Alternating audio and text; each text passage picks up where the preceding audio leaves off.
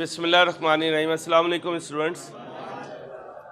आपने मेरे साथ स्टेटमेंट ऑफ कॉम्प्रिहेंसिव इनकम बनाई थी, याद है? असल में मैंने आपको इस वक्त स्टेटमेंट ऑफ कॉम्प्रिहेंसिव इनकम का एक पार्ट सिखाया हुआ है, दूसरा पार्ट इंशाल्लाह सिखाऊंगा FR1 में। कहाँ सिखाऊंगा? FR1 में इंशाल्लाह। जो पार्ट आप सीख चुके हैं उसे कहते हैं स्टेटमेंट ऑफ प्रॉफिट और लॉस।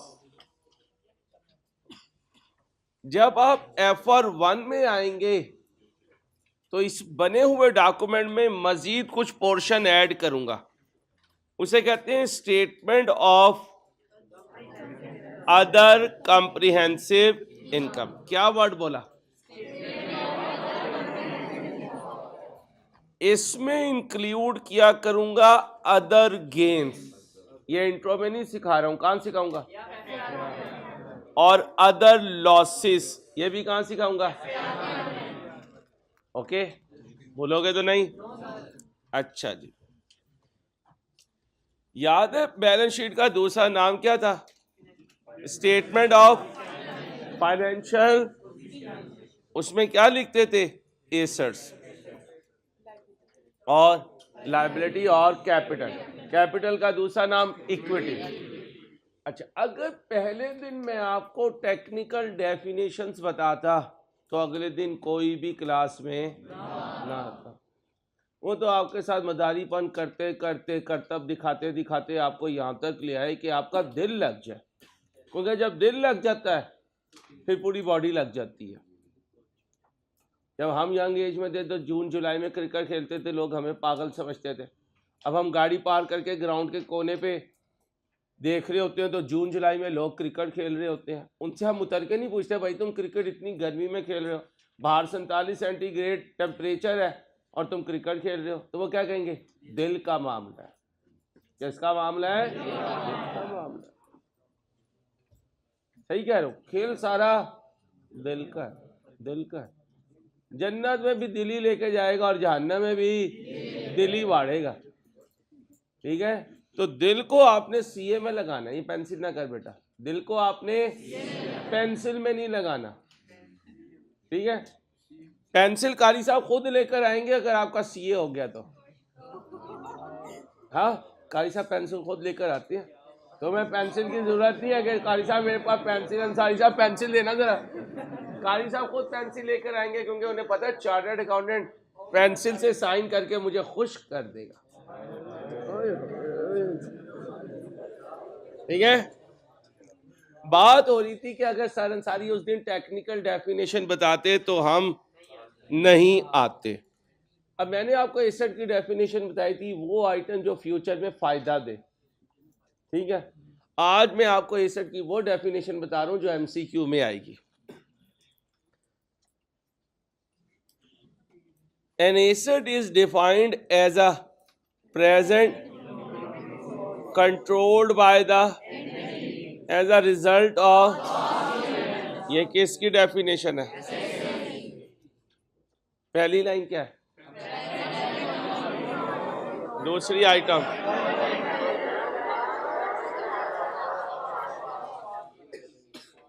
अगर कोई चीज प्रेजेंट में आ जाए तो उसके साथ कोई एक्सपेक्टेशन का वर्ड नहीं होता। अब्बा जी ने आज वीकेंड में आपकी धुलाई कर दी, अब कोई नहीं कहेगा एक्सपेक्टेड है कि धुलाई हो। माशाल्लाह चेहरे पे नक्शो निगार बता रहे हैं कि आज अब्बा जी ने हाथ साफ कर दिया है। भाई उठाया नहीं है, हाथ साफ किया, ऐसे ना करें। और अब्बा जी का ये हाथ साफ होना बड़ा जरूरी है। कोई मुझे कहे कि यार तूने जिंदगी में कैसे पढ़ाई की, तो मैं कहूँगा मेरे अब्बा जी की पाबंदी। आज इस एज में बुरी लगती है, हर वक्त की रोक टोक, लेकिन ये यकीन करें ये खेती में पानी वो काम नहीं करती जो बाप की डांट और डपट और उसकी पाबंदी करती है। बड़ी कीमती चीज़ है, अभी नहीं समझ आती, अभी ऐसे ही लगता है यार ये अम्मा अब्बा हर वक्त ही बोलते हैं। नहीं यार, बड़ी कीमती चीज़ है। इस एज में पता चलता है ये कितनी कीमती चीज़ थी। एक दफ़ा मुझे कोई बात बुरी लग गई बड़े भाई की, मैंने कहा मैंने पढ़ना ही नहीं। मैं वाली साहब के डिस्ट्रीब्यूशन सेंटर पे पहुंच गया, यहाँ लाहौर में मशहूर जगह है शालनी, कारोबारी जगह है। अब्बा जी ने साथ वाले दुकानदारों के सामने वो इतनी बड़ी बड़ी निकाली, मुझे इतनी बड़ी बड़ी निकाली, दफा हो जाए यहाँ से, खबरदार। मेरी दुकान के अंदर एंटर हुआ तो मैं रोता हुआ वापिस आया, नहीं कहा यार इतना जलील कर दिया लोगों के सामने। लेकिन जब सीए आगे बढ़ा और सीए की चमक और इज्जत, तो यकीन करो सारी ज़िंदगी में अगर कोई मुझे कहे ना तेरा आइडियल, तो मैं कहूँगा मेरे वाली साहब। फिर कोई पूछे आइडियल, मैं फिर कहूँगा वाली साहब। फिर कोई पूछे तेरा आइडियल, मैं फिर कहूँगा मेरे वाली साहब।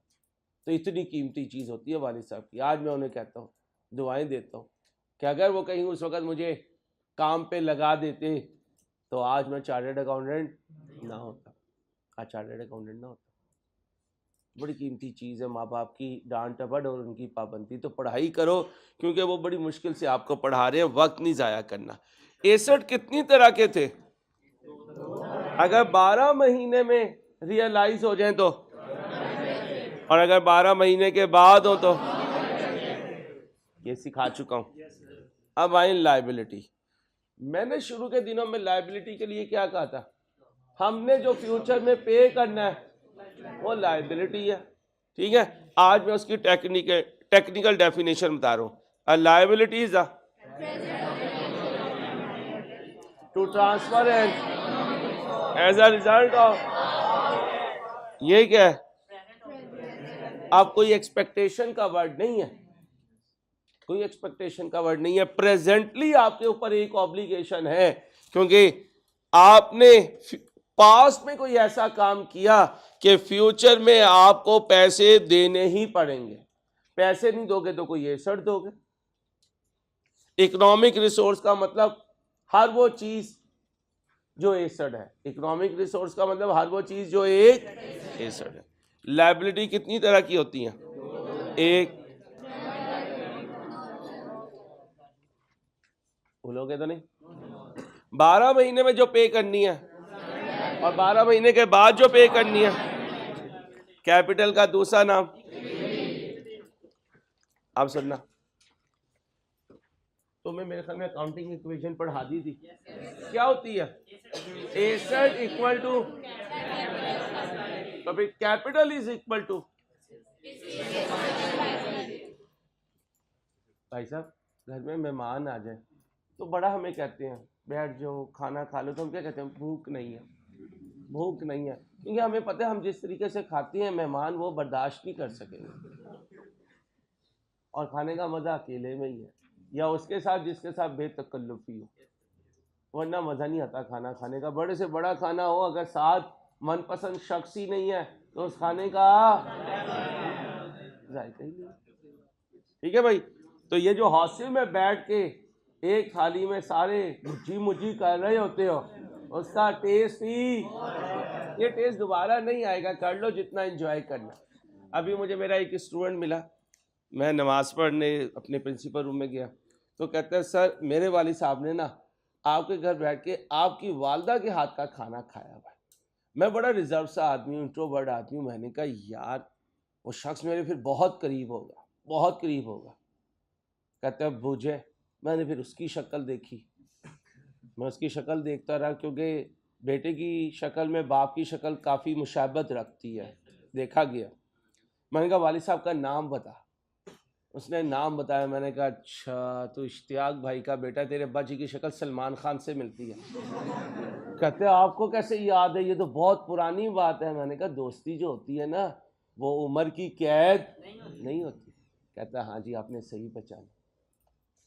मुझे बड़ा अजीब लगा, ज़माना इतनी तेज़ी से गुजर जाता है और ज़िंदगी इतनी छोटी सी है और दुनिया गोल है। वो इश्तियाक भाई का बेटा है तो ज़ैद इधर ही पढ़ता है PRC। तो इतनी सी बात पे मैं आपको बता रहा हूँ कि चीज़ें जो हैं वक्त गुजर जाता है लेकिन यादें बाकी रह जाती हैं। बात हो रही थी कि हम जिस तरह खाते हैं मेहमानों के सामने नहीं खा सकते। मेहमान कहते तो हम क्या कहते हैं? भूख नहीं है। जब मेहमान खा के फारिग होते हैं फिर छोटी बहन को कोनी मारते हैं और उसे क्या कहते हैं? किचन में आ। वो किचन में आती है तो क्या कहते हैं? सारा ले आ। क्या ले आ? सारा ले आ। इसका मतलब मेहमान खा लेते हैं तो जो बचता है वो मेज़बान खाता है। और तहजीब का तकाजा भी यही है कि मेहमान को खिलाकर मेज़बान खाए। और जब मेहमान को खिलाता रहता है अल्लाह उसे खिलाते रहते हैं। इक्विटी इज द, यहां से मैंने समझाया, रेजिडुअल मीन बचा हुआ, रेजिडुअल मीन बचा हुआ। कहां से बचा? Asset minus liability. एसेट में से लायबिलिटी डिडक्ट कर दो, जो बचेगा उसे क्या कहेंगे? कैपिटल। कैपिटल का दूसरा नाम इक्विटी। याद रहेगी बात? अच्छा जी, ये ध्यान में रखना, इक्विटी की नेचर क्या होती है? क्रेडिट, लेकिन ये लायबिलिटी नहीं होती। इक्विटी की नेचर, लेकिन ये ऑनर का पैसा होता है जिसने कारोबार रन किया होता है। अगली बात,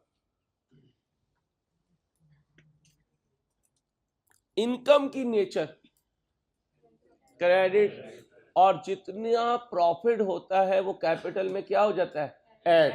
और लॉस की नेचर डेबिट, जितना लॉस होता है वो कैपिटल में से माइनस हो जाता है। और ड्राइंग की नेचर डेबिट, जितनी ड्राइंग होती है वो कैपिटल में से।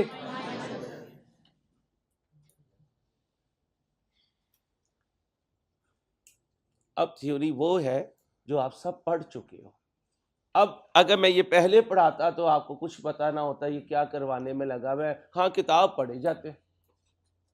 अब आप मुझे बता रहे हो और मैं आपको सिर्फ उसे एक्सप्लेन कर रहा हूं। हाँ यार, यही बात है। ये क्या चाची? इनकम। नेचर इसकी। अब याद रखना, एसेट में इंक्रीज को इनकम कहते हैं या लायबिलिटी में डिक्रीज को इनकम कहते हैं? ना लिखो ना, ये सारे नोट्स इसीलिए आपको दिए मैं। ये देखो, इंक्रीज इन और डिक्रीज इन। और इनकम की नेचर क्या होती है? क्रेडिट। क्रेडिट होती है, इसलिए कैपिटल में आके क्या हो जाती है? ऐड हो जाती है। लेस कहाँ हो जाती है? कौन कह रही है लेस? हाँ, ऐड बोल ना।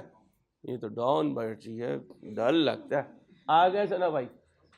ऑनर ना कैश ले आया, तो कैश तो एक एसेट है। एसेट क्या हुआ? अप हुआ। अब इसे इनकम नहीं कहना। क्यों नहीं कहना इनकम? क्योंकि ये जो कैश आया है ये कमा कर नहीं आया, ये तो कौन लाया है? ये तो ऑनर है। तो याद रखना, उस एसेट की इंक्रीज को इनकम नहीं कहना जो कौन लेकर आए? ऑनर लेकर आए। क्योंकि उसे तो हम क्या कहेंगे? कैपिटल। उसे क्या कहेंगे? अच्छा जी, अब इनकम दो होती हैं, एक को कहते हैं रेवेन्यू और एक को कहते हैं जो मेन एक्टिविटी से आए उसे क्या कहते हैं? रेवेन्यू। और जो सेकेंडरी से आए उसे क्या कहते हैं? Other income. उसे क्या कहते हैं? Other income. याद है की बात?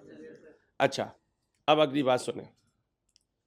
अगर मेरा ट्रेडिंग बिजनेस है तो चीजें बेचकर पैसे आएंगे, और अगर मेरा सर्विस बिजनेस है तो सर्विस देकर पैसे आएंगे। राइस तुम्हें क्लासरूम में गोलियां टॉफियां नहीं बेच रहा होता। डॉक्टर हॉस्पिटल अपने हॉस्पिटल में बिठा के एक्सरे मशीन से चॉकलेट्स नहीं बेच रहा होता। क्या दे रहा होता है? और दुआ क्या करें, अल्लाह हमें अस्पताल, थाने और कचहरियों से महफूज रखे, दुश्मन को भी महफूज रखे। ये बहुत गंदी जगह है, अल्लाह सबको महफूज रखे, खतरनाक जगह है। चलो मेरे भाई, ये क्या हो गया? एक्सपेंस। डिक्रीज इन एसेट और इंक्रीज इन, इसे क्या कहते हैं? एक्सपेंस की नेचर, लॉस की नेचर डेबिट। अब जितना एक्सपेंस या लॉस होगा उससे बताएं कैपिटल अप होगा या डाउन? कैपिटल डाउन होगा। मैंने सिखाया भाई, लॉस को कैपिटल में से माइनस कर देना है और इनकम को कैपिटल में ऐड कर देना। अच्छा जी, ऑनर कैश ले गया, अब एसेट क्या हुआ है? डाउन हुआ है, लेकिन इसे आप एक्सपेंस नहीं कहेंगे, इसे क्या कहेंगे? ड्राइंग्स कहेंगे। तो वो एसेट जो ऑनर लेकर आए वो इनकम नहीं है, और जो एसेट ऑनर ले जाए वो एक्सपेंस नहीं है। लिख लो, जो एसेट ऑनर ले आए वो इनकम नहीं है, और जो एसेट ऑनर ले जाए वो एक्सपेंस नहीं है। और मेरे चंदा, मेरे प्यारे, ये भी लिख लो मेरे भाई प्यारे, तो तुम लोग हो माशाल्लाह। बेटा क्या रिपीट कर दूं?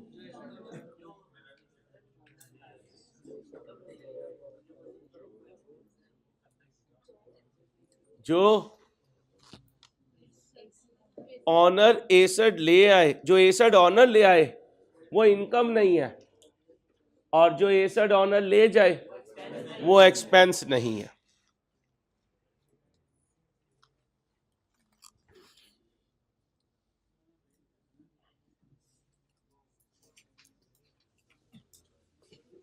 बच्चों बातें नहीं।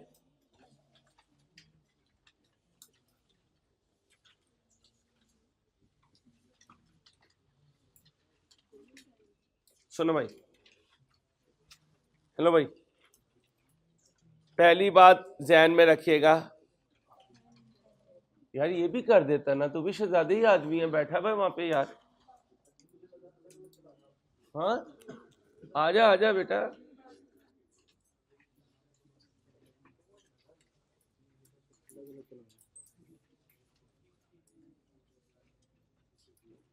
मैं तो समझ रहा हूँ उधर भी जा रही है कवरेज। चलो भाई, फाइनेंशियल स्टेटमेंट 5 डॉक्यूमेंट्स का नाम है। क्या बोला? पहले डॉक्यूमेंट का नाम बताएं। बनानी सिखा दी हुई है। दूसरे का नाम बनानी सिखा दी हुई है। अब रुक जाओ, क्या लिखा है? और नहीं भाई, यहां मैं मार्कर सर्कल कर रहा हूं, वो बोलो ना। तो पहले तो दिल को सुकून आया कि शुक्र है इंट्रो में ये तीनों नाम याद कर लेते हैं। बोलो जी।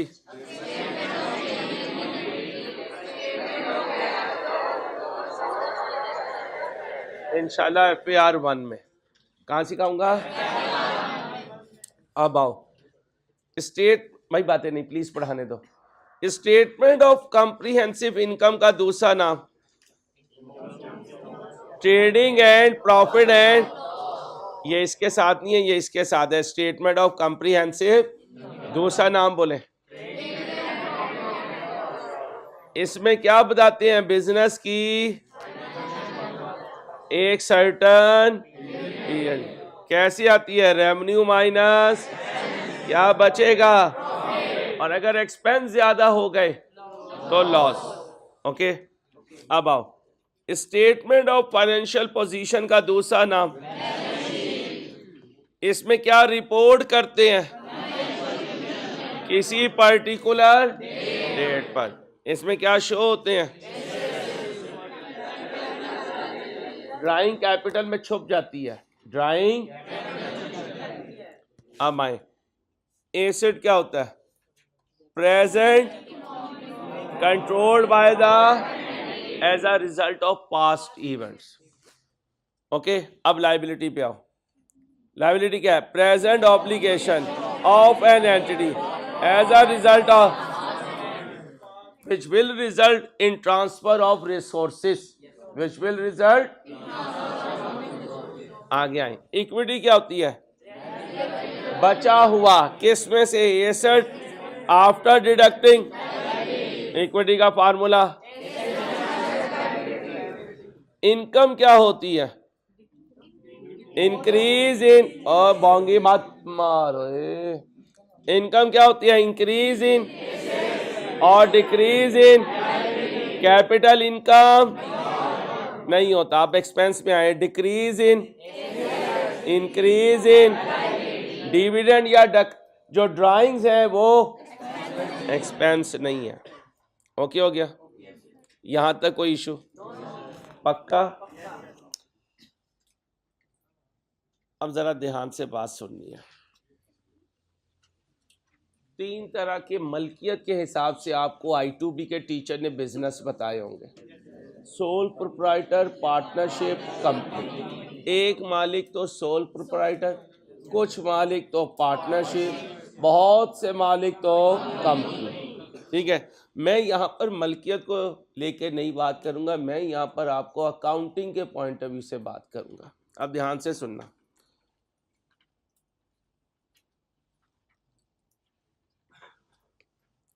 क्या है financial, what do mean by listed companies? जो स्टॉक एक्सचेंज पर लिस्टेड हों, जिनके शेयर्स, उनके शेयर होल्डर स्टॉक एक्सचेंज में बैठकर ट्रेड कर सकें, उसे कहते हैं लिस्टेड कंपनी। ये कंपनी स्टॉक एक्सचेंज को यूज करके नए शेयर्स इशू कर सकती है जनरल पब्लिक को, इसे कहते हैं लिस्टेड कंपनी। लिस्टेड कंपनी का दूसरा नाम होता है कोटेड कंपनी। कौन सा कंपनी? अब बिजनेस जो फाइनेंशियल स्टेटमेंट बनाता है उसे कहते हैं फाइनेंशियल रिपोर्टिंग। अब ये फाइनेंशियल रिपोर्टिंग करना किसकी जिम्मेदारी है? सोल प्रोप्राइटर और पार्टनरशिप, और दूसरी तरफ एक बात याद रखिएगा, इंटरनेशनली गवर्नमेंट्स नहीं रिक्वायर करती कि सोल प्रोप्राइटर या पार्टनरशिप कंपनी फाइनेंशियल स्टेटमेंट बनाएं। हाँ, अगर ये लोन लेने जाएंगे तो बैंक इन्हें कह सकता है जाओ फाइनेंशियल स्टेटमेंट लेकर आओ। अगर इनका केस कहीं टैक्स एफबीआर में फंस गया तो टैक्स वाले इन्हें कह सकते हैं हमें अपनी इनकम स्टेटमेंट दिखाओ, हमें अपनी बैलेंस शीट दिखाओ। आओ, नो ऑब्लिगेशन, रुक, no obligation to prepare other than for obtaining loan from bank. और अगर बनाने की जरूरत पड़ी तो जिम्मेदारी किसकी होगी? या जब वो ये कहते हैं ना ऑब्लिगेशन नहीं है, तो इसका मतलब है कि इन लोगों को गवर्नमेंट नहीं कह रही बनाओ, लेकिन ये अपने हिसाब किताब के लिए बना सकते हैं। उसे कहते हैं प्राइवेट यूज। क्या? अब्बा जी ने आपको 30,000 रुपए भेज दिए, अब्बा जी आपसे हिसाब नहीं मांगते। समझदार बच्चे अपने पूरे महीने के खर्चे लिखते रहते हैं डायरी पे। 30 दिन के बाद वो देखते हैं कि किस हेड में मैंने कितना खर्च किया। क्या वालिद साहब ने कहा? नहीं, आपने खुद बनाए। इसे कहते हैं प्राइवेट यूज। क्या कहते हैं? Private use. और अगर अब्बा जी कहें भाई पिछला हिसाब दोगे तो अगले पैसे आएंगे, इसे कहते हैं पब्लिक यूज। क्या कहते हैं? तो फिर सोल ट्रेडर और पार्टनरशिप वगैरह जो फाइनेंशियल स्टेटमेंट बनाते हैं वो क्या है? Private use. अब आए company. Companies must prepare financial statement for shareholder and for filing with relevant regulatory। इन्हें मस्ट है, इन्हें बनाना पड़ेगा, नहीं तो गए काम से। कौन? कंपनी।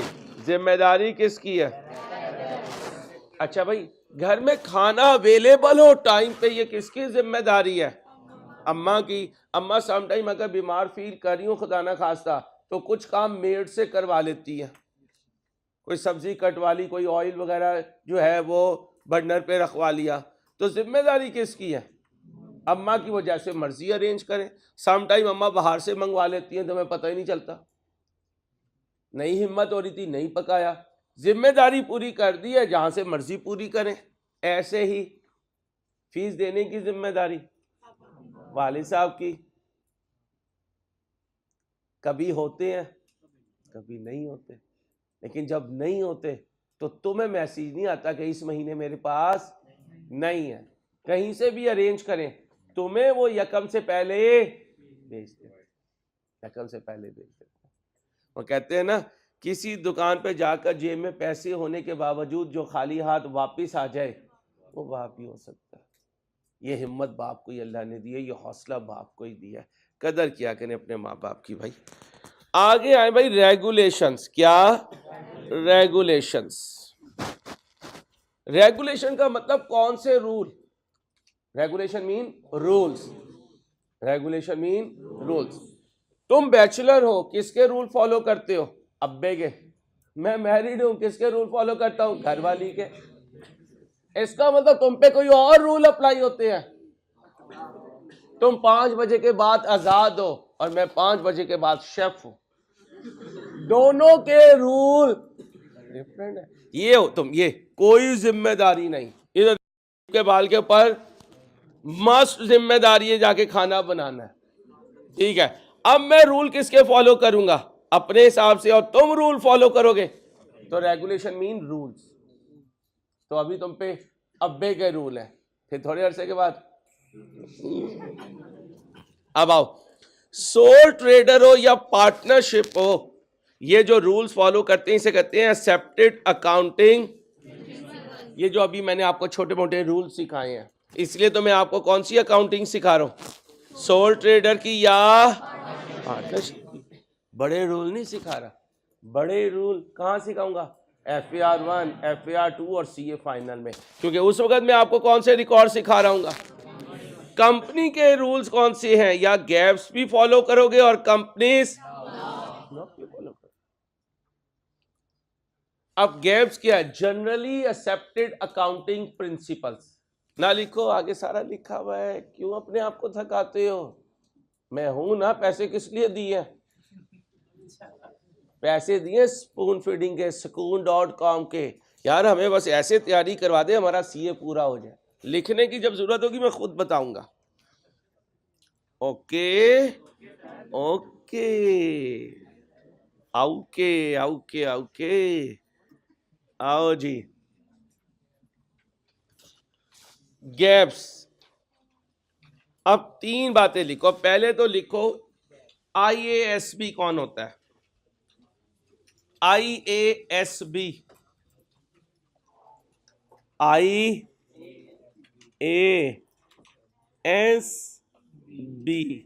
ये लिखा भाई, ये लिखा हुआ भाई IASB। तुम्हें बहुत शौक हो रहा था इसलिए मैं लिखवा रहा हूं तुम्हें। क्या है ये, किसका?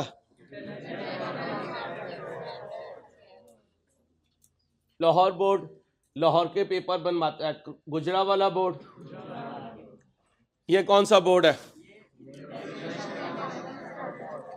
पूरी दुनिया के चार्टर्ड अकाउंटेंट्स के लिए जो रूल बनाती है बॉडी, उसका नाम क्या है? IASB। किसका मुखफ़्फ़फ है? मेरे जमाने में ये जो रूल्स मेरी जवानी में बनाया करते थे उन्हें कहते थे IAS। क्या? International accounting standards. क्या? इंटरनेशनल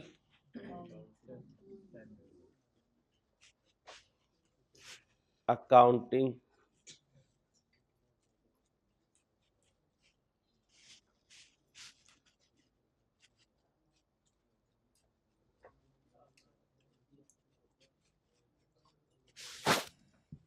तुम्हारी यंग एज में जो रूल्स आ रहे हैं उनका नाम बदल गया है। अब उनका नाम क्या है?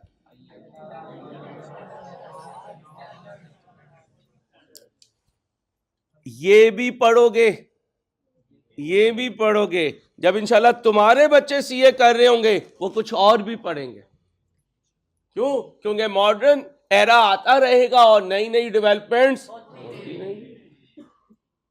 थोड़े दिनों तक वेट करो, हो सकता है हमारी जिंदगी में तो नहीं, लेकिन तुम्हारी जिंदगी में ये चिप मोबाइल में नहीं होगी, ये बॉडी के अंदर ही होगी, ये बॉडी के अंदर होगी चिप।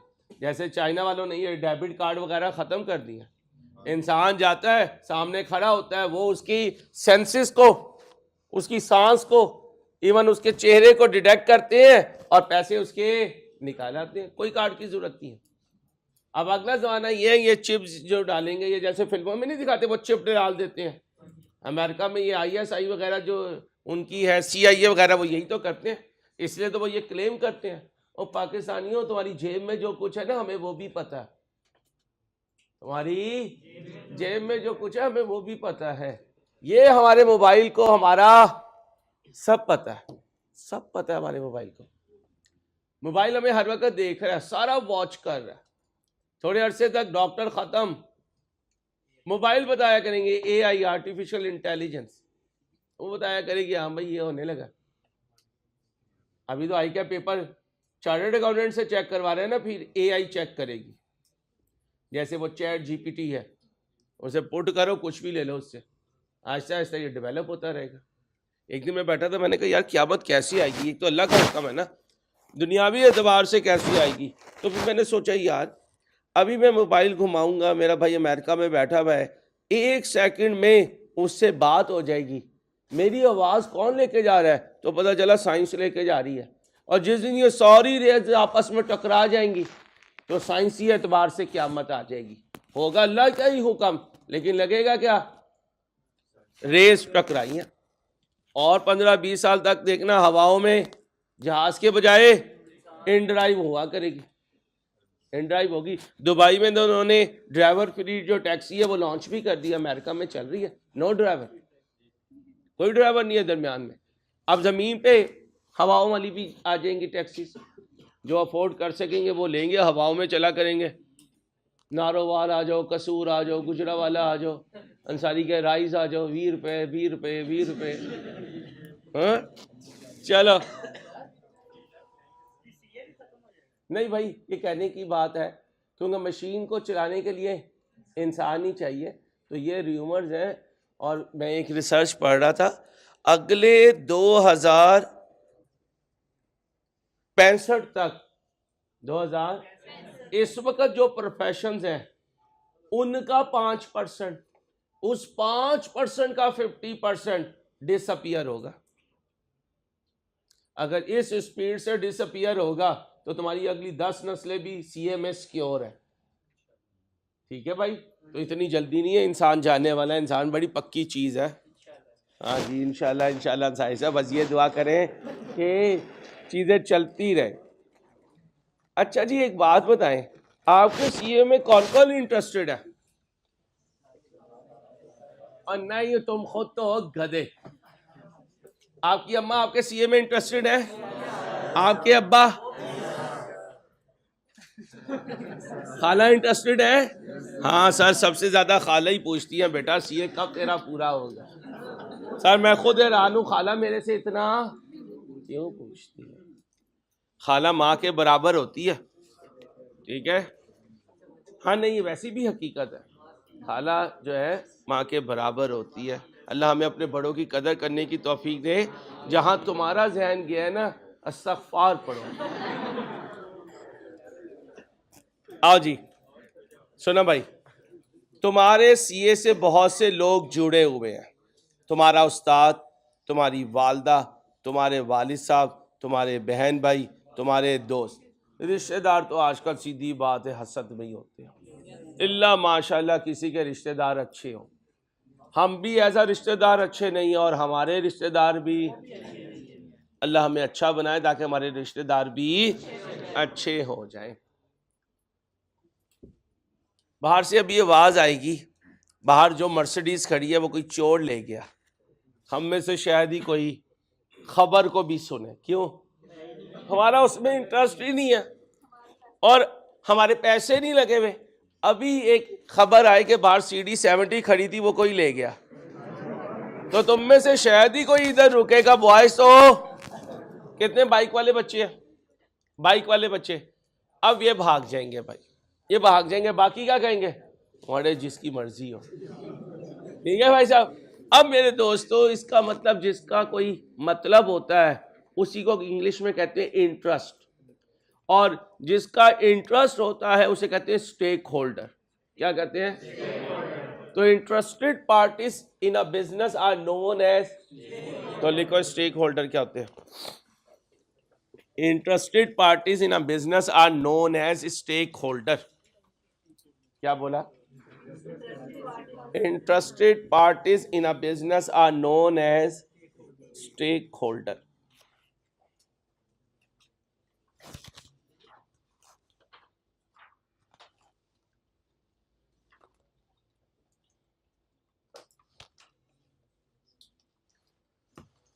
चलो आओ जी भाईजान, सबसे मेजर इंटरेस्ट किसका होता है? पैसा जिसने लगाया है, लेंडर जिसने कर्ज दिया, सप्लायर जिसने गुड्स दी, गवर्नमेंट जिसने रजिस्ट्रेशन दी, पब्लिक जिससे हमने डील करना है, एम्प्लॉय जो हमने हायर किए, कस्टमर जिसे बेचना है, मैनेजर जिन्होंने रन करना है, मैनेजर जिन्होंने, ये सारे बिजनेस के कौन है? Stake holder. इन सब का बिजनेस में कोई ना कोई इंटरेस्ट है, इसलिए इन्हें बिजनेस के लिए क्या कहते हैं? Stakeholders. अब जब इनके सामने इनकम स्टेटमेंट और बैलेंस शीट आएगी तो हर कोई अपने अपने मतलब को देखेगा। कैसे? फंक्शन पे गए, देसी मुर्गा भी रखा हुआ है और ब्रायलर भी रखा हुआ है, ये बच्चियां ब्रायलर पे जाएंगी, या देसी मुर्गी को तो कहती है काली बोटी है। हाँ हाँ, मेरा कौन बच्ची देसी मुर्गी खाती है? बड़ी हैरत की बात है भाई, वरना मेरे घर में तो उसे काली बोटी कहा जाता है। और जब इंसान देसी मुर्गे की बेइज्जती सुनता है ना, बड़ा दुख होता है। चलो जी, अब शादी का खाना सामने है, एक तरफ मटन है, एक तरफ ब्रायलर है। ये मेरे शेर, ये मेरे भूखे शेर, इन्होंने मटन फाड़ फाड़ जो है खत्म कर देना, और बच्चियों ने ब्रायलर खा लेना, सैलड खा लेनी है, थोड़ी सी बिरयानी खा लेनी है। उसके बाद भाई पूरे दुम्बे लटके हुए हैं और रोस्ट हुए पड़े हुए हैं, अंदर उनके चावल, बटेर, अंडे, बादाम, काजू। ओए होए होए होए, इसका मतलब तुम इंटरेस्टेड हो इन डिशेस में, बच्चियां इंटरेस्टेड है किसी और डिश में। अब बात समझे, ये है इनकम स्टेटमेंट, ये है बैलेंस शीट, और आप हैं स्टेक होल्डर। क्या आप में से सारे एक ही आइटम पे फोकस करेंगे या सबके आप फोकस डिफरेंट होगा? वो सिखाऊंगा परसों इंशाल्लाह। अल्लाह हाफिज।